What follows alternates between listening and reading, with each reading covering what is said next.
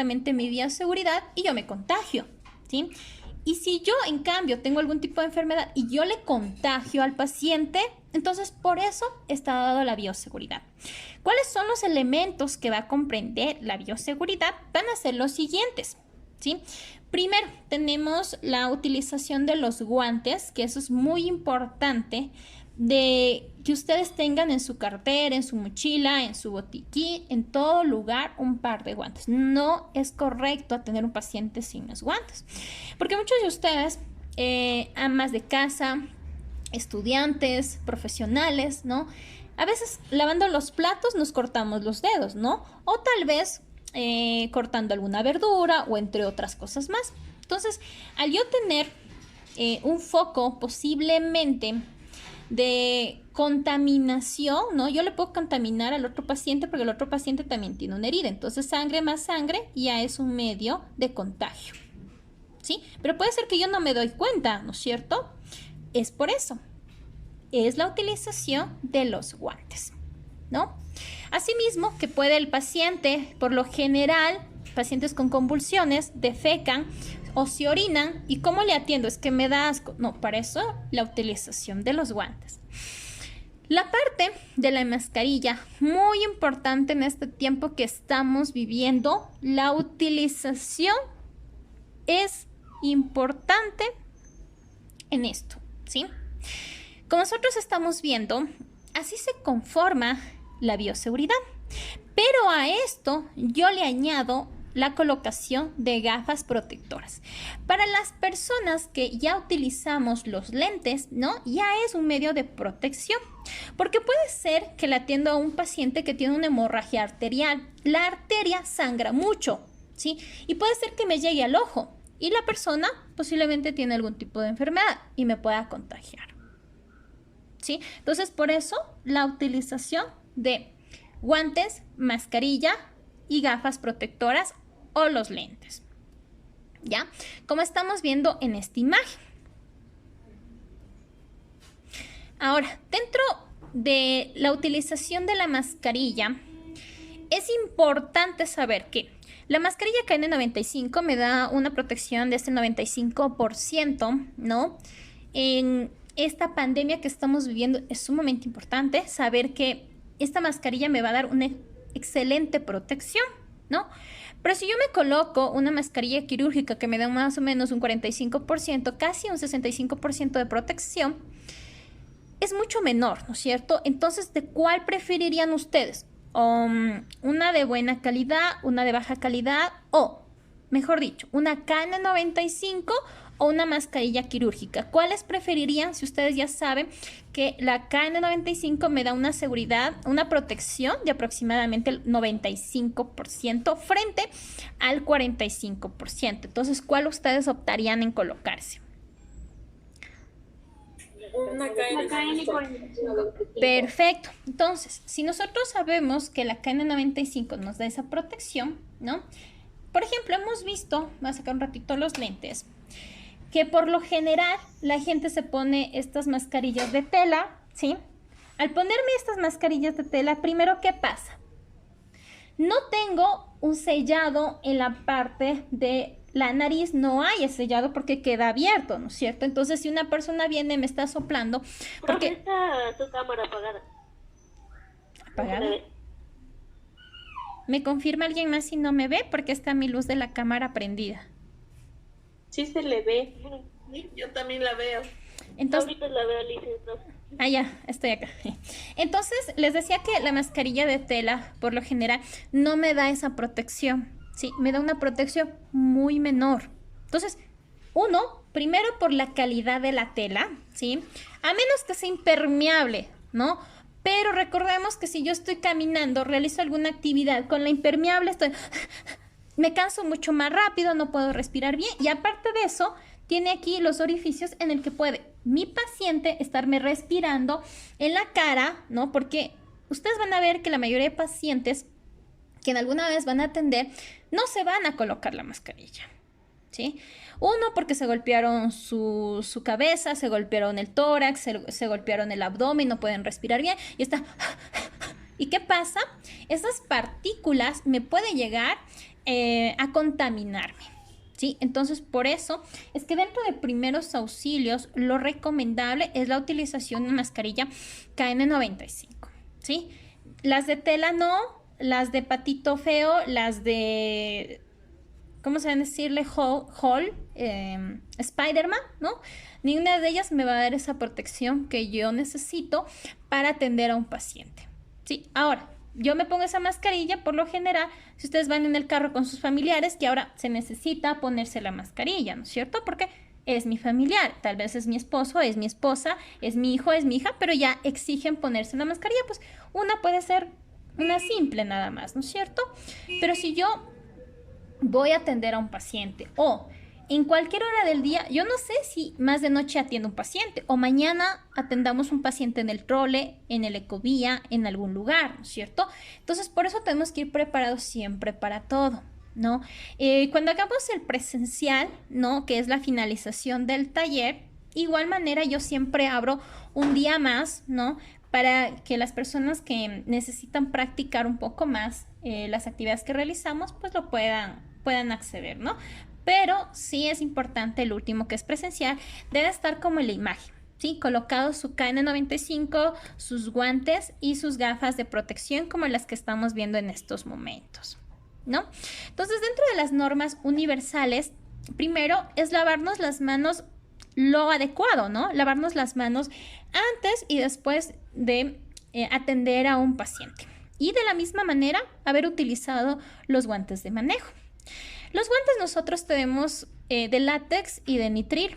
Los de látex son estos blanquitos que estábamos viendo, ¿no? Que son los más comunes. Y los otros de nitrilo, estos suelen ser un poquito más caros, pero los dos me dan protección. Solamente que, por ejemplo, para una persona de primeros auxilios, yo les recomiendo que utilicen uno de látex. Suficiente, ¿sí?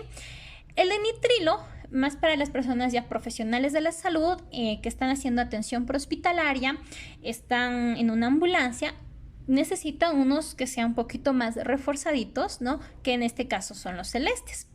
Ahora, los guantes vienen pero de muchos colores, morado, rojo, negro, ¿sí?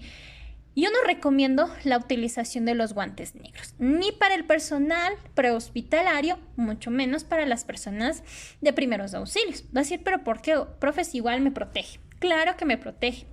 El problema es que el guante suele ser un poco más gruesito, ¿no? Y si yo quiero palpar el pulso y la persona estaba viva, pero yo palpé y como son más gruesitos no le sentí y estaba la persona muerta. Ejemplo, vamos a poner, ¿no? Yo le palpo y digo está muerta, ¿no? Pero realmente no estaba muerta, estaba viva, sino que yo no le pude palpar bien porque mis guantes eran demasiados gruesos, ¿sí? Algo importante aquí también dentro de estas normas universales es no ingerir los alimentos si se ha atendido a un paciente, ¿ya? Hay personas que por querer ayudar, ejemplo, estaban comiéndose una manzana, estaban comiéndose algo y mientras estaban atendiendo al paciente, sigan comiendo. Eso no se lo puede hacer, tanto por respeto con el paciente como el respeto de uno mismo, ¿no? De cómo atiende. Recuerden que cómo quiero que me atiendan a mí, cómo voy a atender, ¿sí? Si se rompen, por ejemplo, los guantes, no vamos a seguir utilizando los mismos guantes con los pacientes. Lo mejor es sacarnos los guantes y colocarnos otros guantes, ¿no? Si, por ejemplo, los guantes tuvieron contacto con heces fecales, orinas o algún tipo de fluido corporal, de la misma manera nosotros tenemos que desechar ese tipo de guantes. Entonces, dentro de estos principios y elementos de la bioseguridad, realmente tenemos normas dentro de las personas que trabajan con agentes biológicos o con pacientes. Dentro de la universalidad es que todas las personas, ¿no? Que son susceptibles a contraer algún tipo de microorganismos o patógenos se coloquen su equipo de bioseguridad correctamente. Por ejemplo, en el caso del personal de salud, como estamos observando en la pantalla, ellos se colocan su gorra, su bata, sus guantes, su mascarilla y sus gafas, ¿sí? Ahora, hay algunos aspectos de bioseguridad que han cambiado. Dentro de esto tenemos las barreras. Estas barreras son elementos que son utilizados contra la contaminación biológica y aquí se ha aumentado la inmunización o la colocación de las vacunas, ¿sí? Por ejemplo, para esto también la eliminación de los residuos deben ser colocados de forma correcta, ¿no? Antes de seguir con la eliminación, es importante observar en la pantalla. Miren, están colocando su mascarilla KN95. Hay algunas personas que se colocan su mascarilla quirúrgica, sí, pero más protección me da KN95. La KN95 con filtro me protege a mí, pero yo no protejo a los demás. Puede ser que yo tengo el virus y sigo contaminando. ¿Por qué? Porque tiene filtro, ¿sí? Por eso es mejor la mascarilla KN95 sin filtro. Ahora, hay personas que dicen, no deseo la vacunación, listo, ¿no? Porque ya depende de cada uno de ellos y a pesar de la información médica, es importante que se coloquen una mascarilla KN95, ¿no? Y hay ciertos casos en donde dicen, pero tampoco quieren colocarse una KN95, por poco no quieren andar con mascarilla y eso que no se han vacunado, pero si fuera el caso, una mascarilla quirúrgica con un protector facial es lo mejor, ¿sí? De la misma manera, si la persona es una persona de la tercera edad, es recomendable que su protección sea de esta manera. Una mascarilla y también sea el protector facial, que eso es una mayor protección, ¿sí? Si la persona es de la tercera edad o tiene alguna enfermedad que pueda agravarse mucho más con el COVID, ¿sí? Entonces, como les decía, para esto es importante, ¿no?, que observe las imágenes, ¿sí? Para grabarme los pasos a seguir. Porque por lo general, la mayoría de personas no se lavan ni 2 segundos las manos. Se pusieron el jabón, me lavé y puse agüita y listo, ¿sí? ¿Cuánto pasó? Ni 4 segundos. ¿No?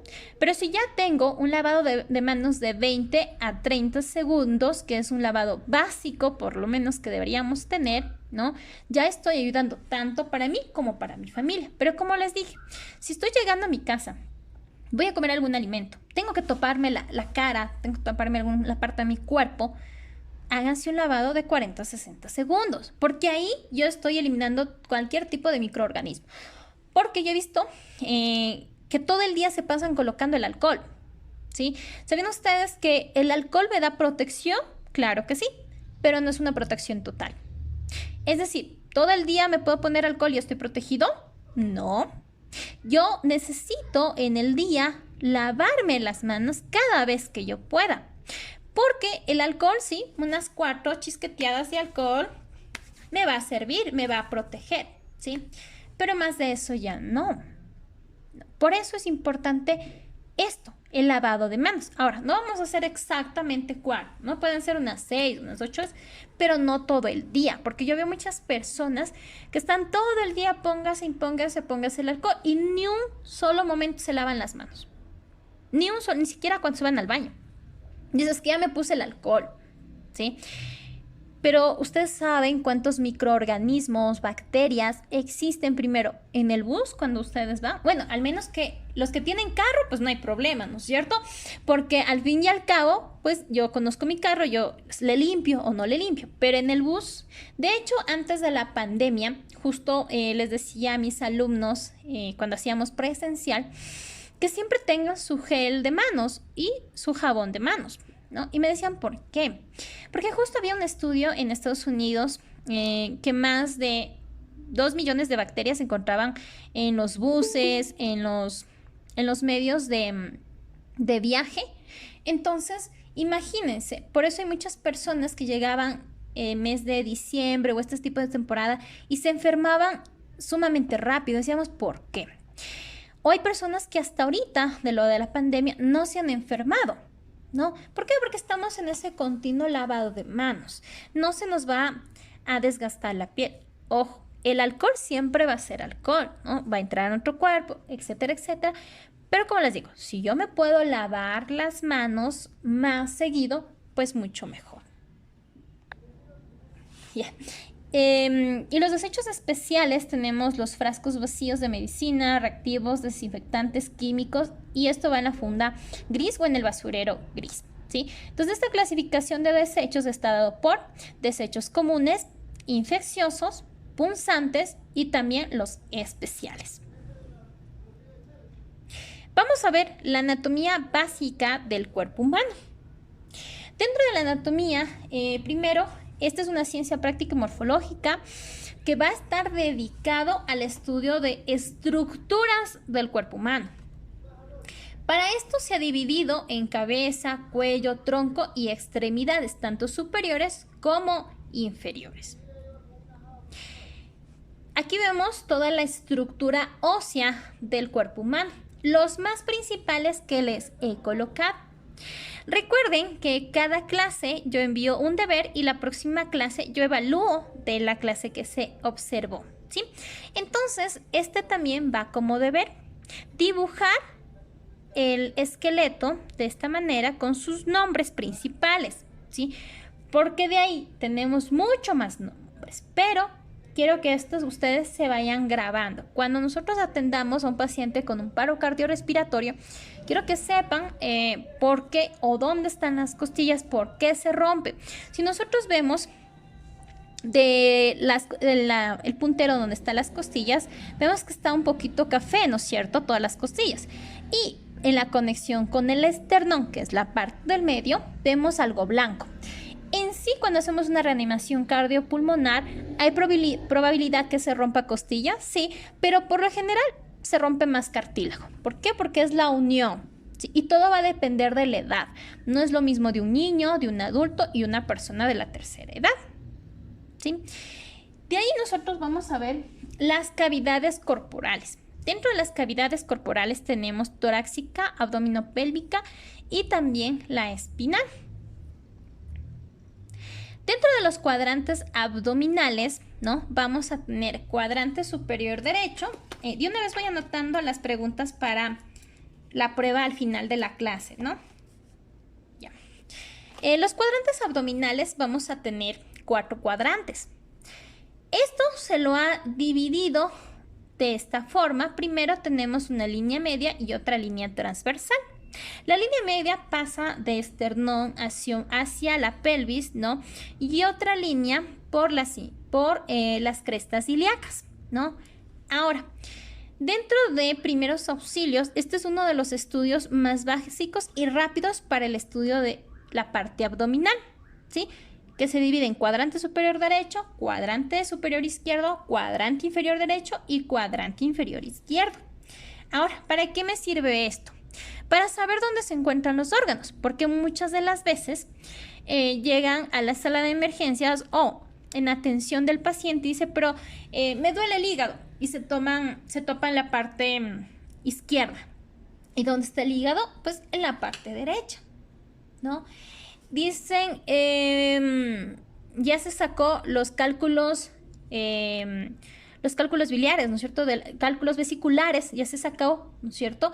Pero dice, me sigue doliendo aquí el hígado, no sé qué me pasa, pero sé que sacó ya los cálculos, ¿no? Hay a veces cuando tenemos contusiones, accidentes de tránsito, uno de los órganos que puede ser más afectado es el hígado, porque el hígado es un órgano hematopoyético, es decir, que sangra mucho. Ahora, no es que en ese momento nos vamos a dar cuenta que está frente a una hemorragia, porque por lo general las hemorragias que es en la parte abdominal tardan en darnos los signos y síntomas, pero yo tengo que ver la cinemática. La cinemática es aquella en la que yo veo que si se chocó frontalmente, si se chocó lateralmente, si se chocó la parte trasera o si se volcó, qué tipo de lesiones puede tener. Entonces, por eso es importante que este también va a quedar de deber, ¿no? Realizar el cuadrante superior derecho, izquierdo, inferior, ¿sí? Pero hay otros estudios en donde se lo divide en 9 cuadrantes. Este es un estudio ya un poquito más amplio, ¿no? En donde nosotros dividimos en la parte abdominal por hipocondrio derecho, en la parte media, epigastrio, hipocondrio izquierdo. En la parte media, franco derecho, mesogastrio y franco izquierdo. En la parte de abajo tenemos fosa ilíaca derecha, hipogastrio, fosa ilíaca izquierda. ¿Para qué me sirve este estudio un poco más amplio? Cuando hay personas que tienen problemas de apendicitis y no nos damos cuenta por los signos y síntomas, ¿no? Al yo realizar un examen físico, ¿sí? Eso me va a decir, ¿tiene o no tiene apendicitis?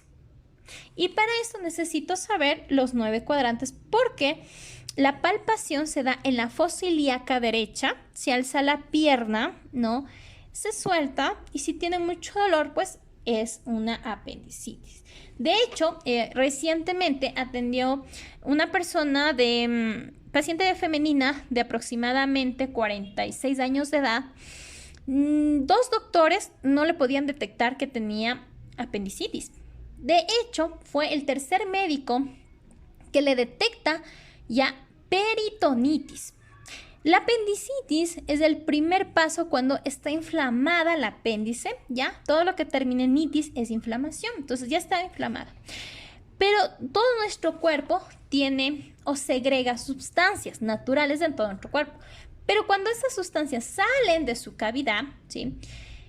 Pueden llegar a contaminar los órganos. Entonces, a esto se le denomina la peritonitis, ¿sí? Entonces, ya lo detecta el tercer médico, pero cuando ya era casi demasiado tarde. En este caso no se había detectado inmediatamente por la parte de grasa abdominal que tenía, que era demasiado excesiva en la persona, porque había los 2 médicos que le revisaron primero, hicieron los exámenes correspondientes y no le encontraba ninguna afección. Pero ya el tercero, al ver los síntomas y signos que tuvo la paciente, más el examen físico, que ya vamos a ver la próxima semana, se detecta que esta persona tiene una peritonitis, que llegó al Eugenio Espejo, más o menos a las 16 horas llega al Eugenio Espejo y enseguida la llevaron a operación, ¿sí? Porque ya tenía esta peritonitis en la cual pues el corte que tienen que hacer es un corte bastante amplio, ¿no? Tienen que realizar una limpieza de los órganos, vuelta a colocarlos a su lugar y realizar todo el proceso. Entonces, la peritonitis no es algo que se deba dejar nada más, sino más bien es un... Entonces, estas posiciones también tenemos aquellas en donde vamos a ver en emergencias. Por ejemplo, no es lo mismo que yo le veo a una persona de cúbito supino, es decir, acostado, ¿ya? Pero ustedes de primeros auxilios ya no va a decir, está acostado el paciente. No, vamos a decir, de cúbito supino. Ya no está boca abajo, saben decir, ¿no?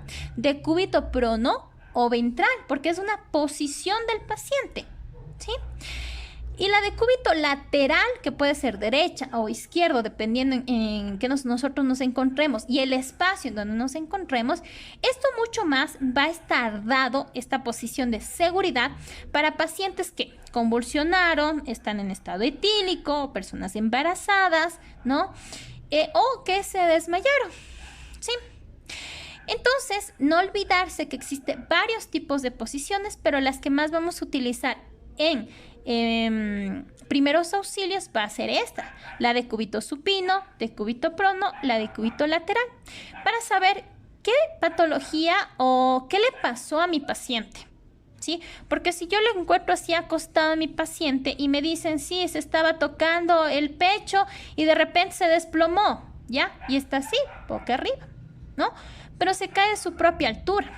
Ahora, el de cúbito prono me dice, sí, el señor estaba gritando que se quería morir y se lanzó del segundo piso. Y está boca abajo. Y yo le puedo poner boca arriba, le puedo poner mientras tenga la técnica, ¿no? Y tenga más personas que sepan primeros